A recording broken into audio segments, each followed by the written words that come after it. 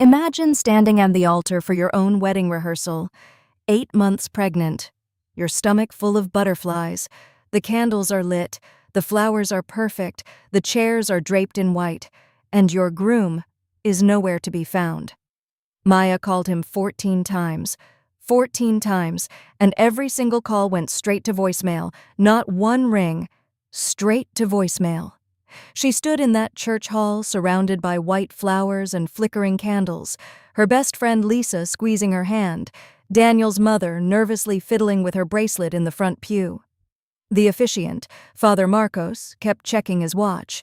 The bridal party exchanged quiet glances no one wanted to acknowledge. And Maya smiled, because that's what she always did. She covered, she protected, she made excuses for him even when no one asked. "He's probably stuck in traffic," she said. "The tailor's shop is on the other side of town." Everyone nodded.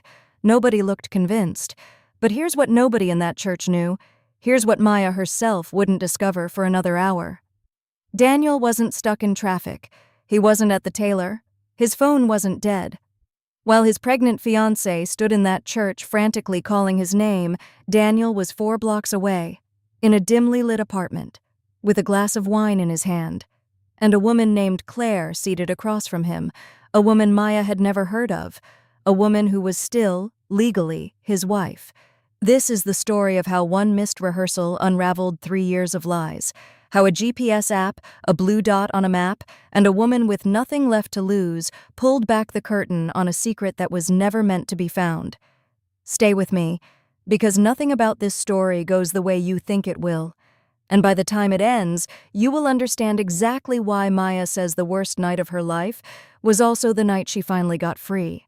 To understand how we got here, you need to understand who Maya was, not just as a woman, but as someone who loved with everything she had. Maya Thompson was 31 years old, a 3rd-grade teacher, the kind of woman who remembered your birthday without being reminded, who brought homemade soup when you were sick, who stayed on the phone with you at 2 in the morning until you fell asleep, the kind of person who believed, genuinely, deeply believed, that people were mostly good, that love was mostly honest, that when someone chose you, they meant it. She met Daniel Hargrove at a mutual friend's dinner party 3 years earlier. He walked in late, which should have been her first sign, but he was charming. God, was he charming. He had this way of looking at you like you were the only person in the room, like everything you said mattered, like he had been waiting to find you specifically. Maya fell for it, completely, helplessly, the way only someone with a pure heart truly can. Within 6 months, they were living together in her apartment on the east side of the city.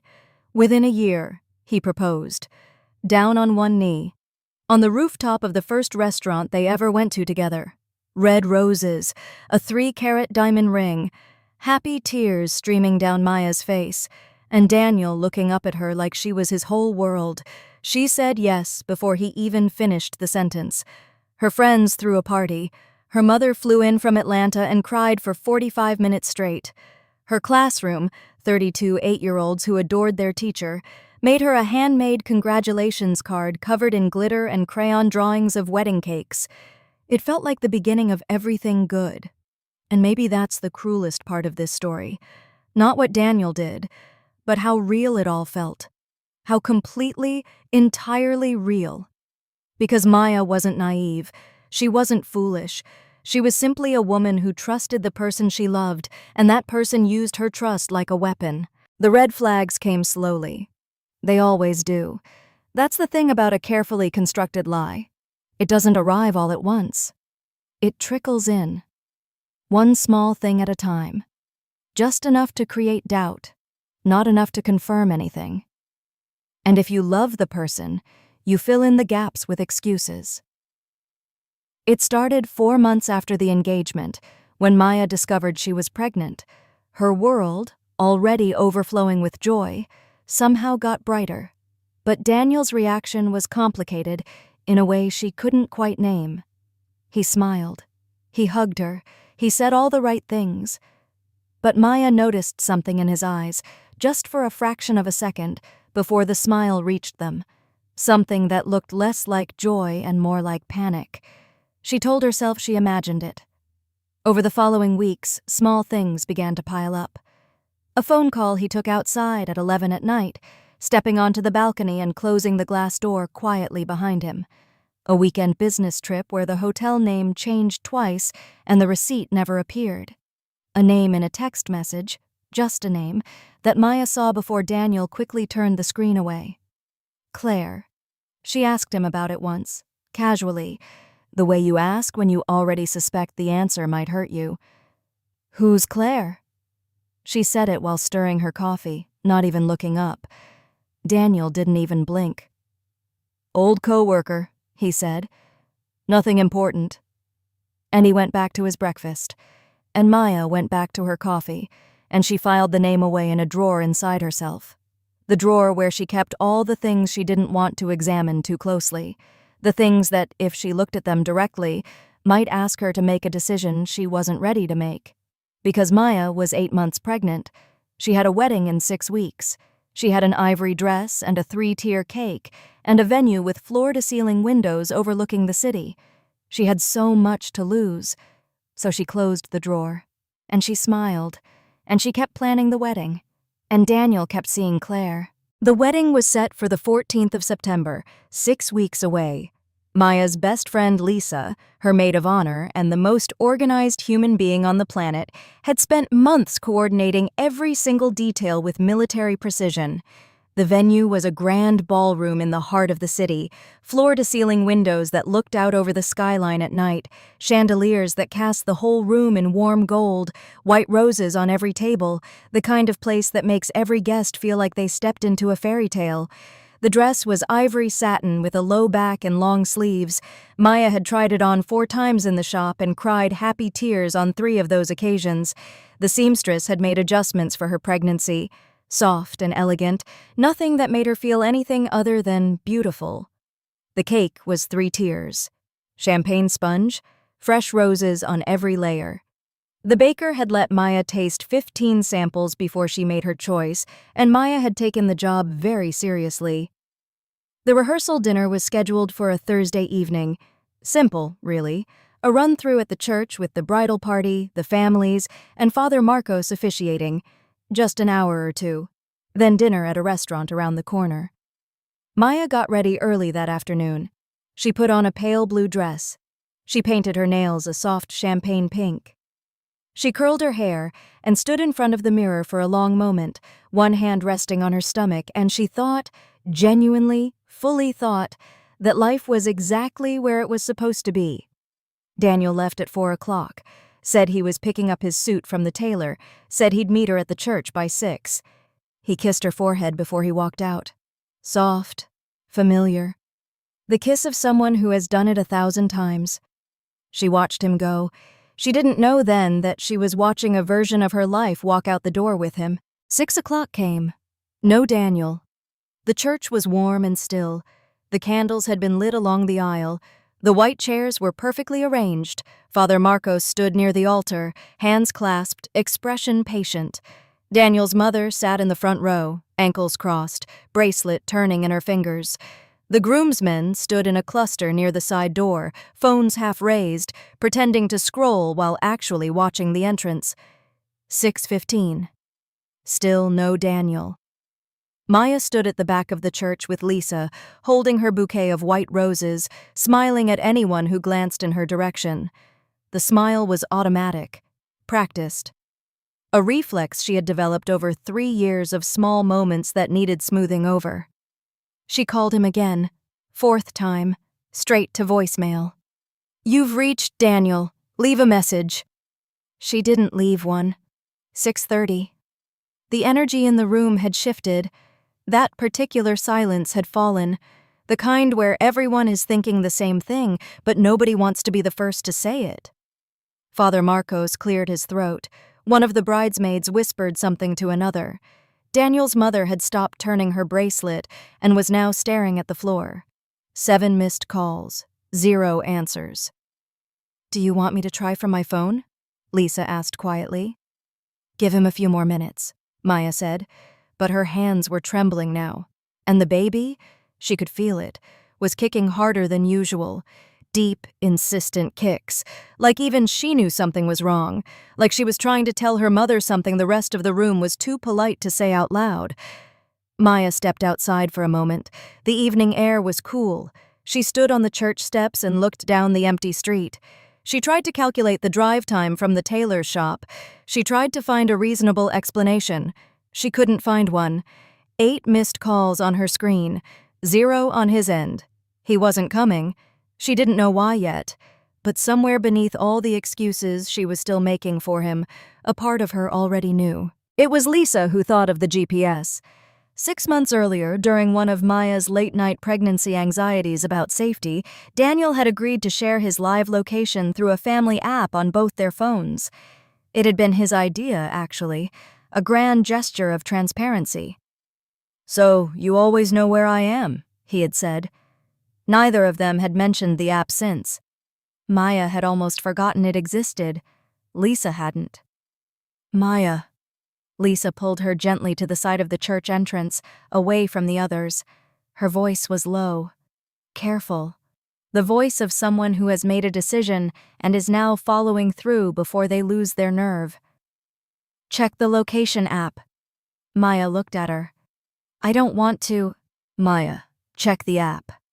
Something in her tone made the argument die before it formed. Maya opened her phone. Her fingers were steady.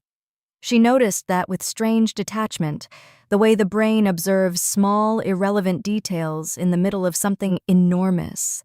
She navigated to the app. She opened it. And there it was, a small blue dot, pulsing steadily, like a heartbeat, like evidence. Not at a tailor's shop, not stuck in traffic, not anywhere near the church, not lost, not in an accident, not with any of the explanations Maya had been quietly cataloging for the past 90 minutes. Daniel was at an apartment complex on Meridian Street, 4 blocks away. The dot was stationary. He had been there for a while. Maya stared at the screen for a long moment. She thought about the name in the text message, the late-night phone calls, the business trips with receipts that never appeared. All the times she had opened that drawer and then quietly, deliberately, closed it again. She handed the phone to Lisa. Lisa looked at the screen, then back at Maya. "I need to go to Meridian Street," Maya said. Not a question, not a spiral, just a statement. Just a woman who had decided, finally and completely, that she was ready to know the truth. The drive to Meridian Street took 4 minutes. It felt longer than that. Maya sat in the passenger seat and watched the streetlights pass and said nothing. Lisa drove and also said nothing. There are moments in life when words are not only unnecessary, but actively wrong, when silence is the only honest thing left. They found the building easily, a mid-rise with a blue awning, the kind of building that is clean and anonymous on the outside, the kind of place someone keeps specifically because their other life doesn't know about it. 2nd floor, apartment 2B. The blue dot was still pulsing. He was still there. Maya stood in the hallway outside the door for exactly 3 seconds. She noticed the sound of music coming from inside, soft, low, barely audible through the door. She noticed the faint smell of something cooking. She noticed that her hands, which had been trembling in the church, were completely still now. She knocked 3 times. Calm. Even. The knock of a woman who has decided she deserves the truth and is no longer afraid of what that truth costs. 15 seconds of silence, then the sound of movement inside. Footsteps. A hushed voice saying something she couldn't make out. Another voice, female, responding. A pause.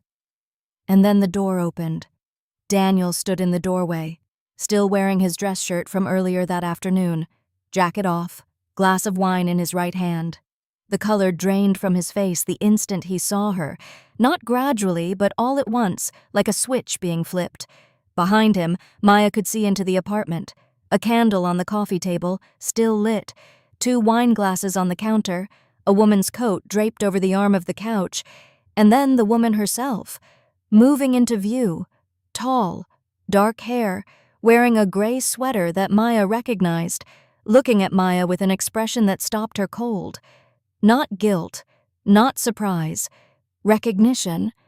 As if this woman had been expecting this moment, as if she had been waiting for it for a very long time. "My name is Claire Hargrove. I've been married to Daniel for 6 years, and I think it's time we all had a very honest conversation." Daniel opened his mouth. Maya raised her hand, just that. One gesture, palm out, and he closed his mouth again. What happened in the next 40 minutes in that apartment was the slow, methodical collapse of everything Maya had believed her life to be. Claire spoke carefully and without performance. She wasn't cruel. She wasn't triumphant. She spoke the way someone speaks when they have been carrying a secret for too long, and the relief of finally putting it down is bigger than any other feeling in the room. She and Daniel had married young, 23 years old, both of them. A courthouse wedding in the city where they grew up. No ceremony, no photographs. The kind of marriage that happens quietly, in a conference room with fluorescent lighting and a notary public as witness. Within 2 years, the relationship had fractured. Daniel moved out. They separated informally, but they never filed for divorce. It was always something to do later. The time was never right. Then Daniel met Maya, and instead of telling the truth, instead of finally handling the paperwork he had been avoiding for years, he said nothing.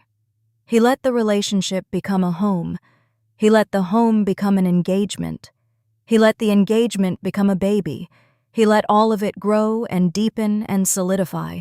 And still, he said nothing. He and Claire had continued to meet throughout.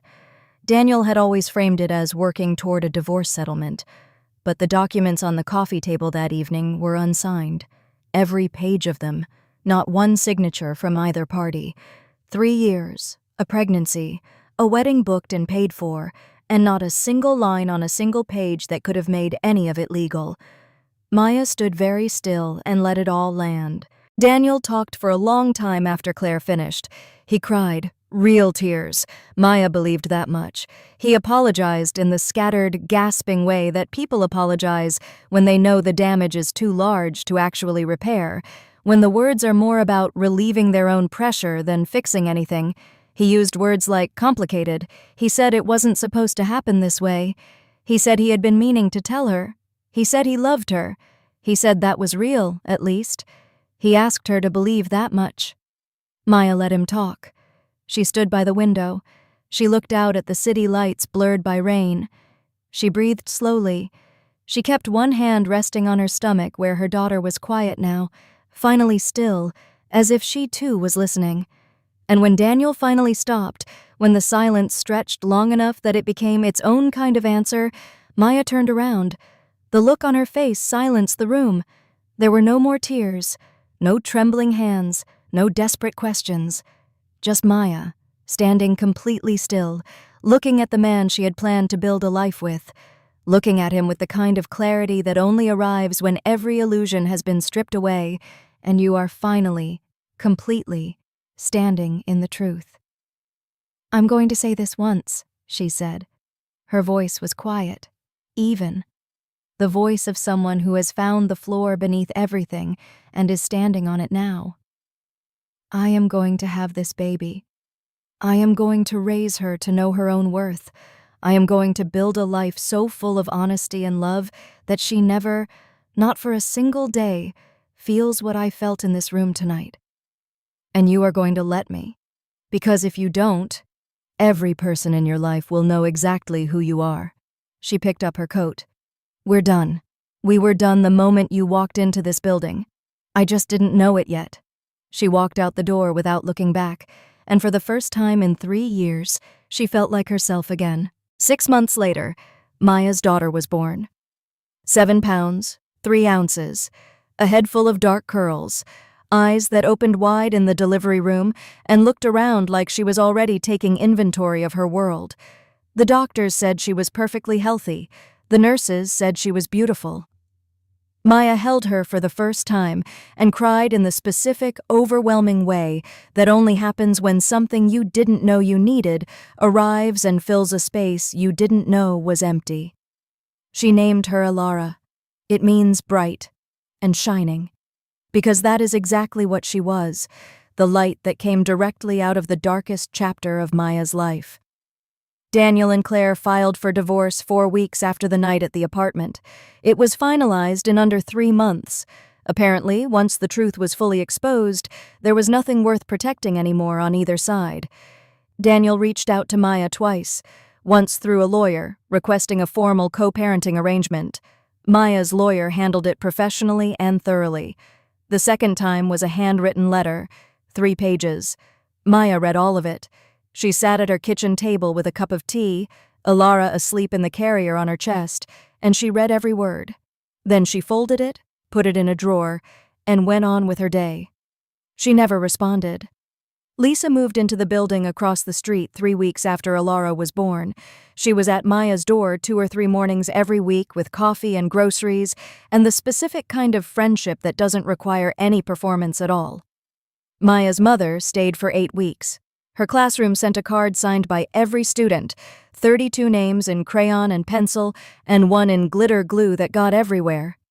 And Maya went back to teaching in the spring, back to her 32 8-year-olds who always told the truth about everything and loved without conditions.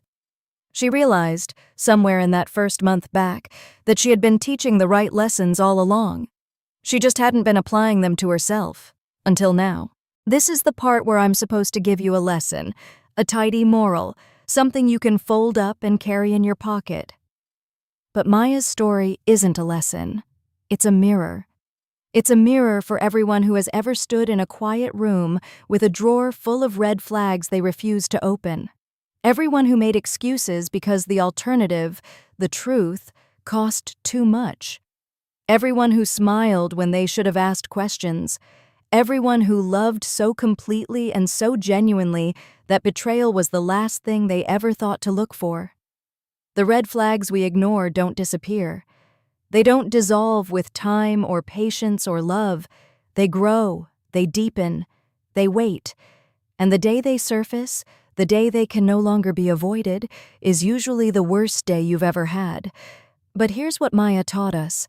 That day is also the day you find out what you're made of, the day the performance ends and the real person stands up. And Maya, standing in a rain-soaked apartment on Meridian Street, 8 months pregnant, surrounded by the wreckage of 3 years of lies, she stood up. She didn't collapse. She didn't beg. She didn't make herself smaller to survive it. She told the truth, out loud, to his face, without flinching. And then she walked out. He missed the rehearsal dinner. He missed the wedding that could never have been legal. He missed every chance he had to be honest. He missed, ultimately, the life he could have built with a woman who would have loved him without conditions, without limits, without end. But the one thing he could never take from Maya, the one thing that was always, only, and entirely hers, was her next chapter. And that chapter is the best one she has ever written. If this story moved you, if you've been Maya at some point in your life, subscribe to Real Dark Heart X, because this is just one story, and there are so many more. Raw, real, full of the twists you never saw coming. I will see you in the next one.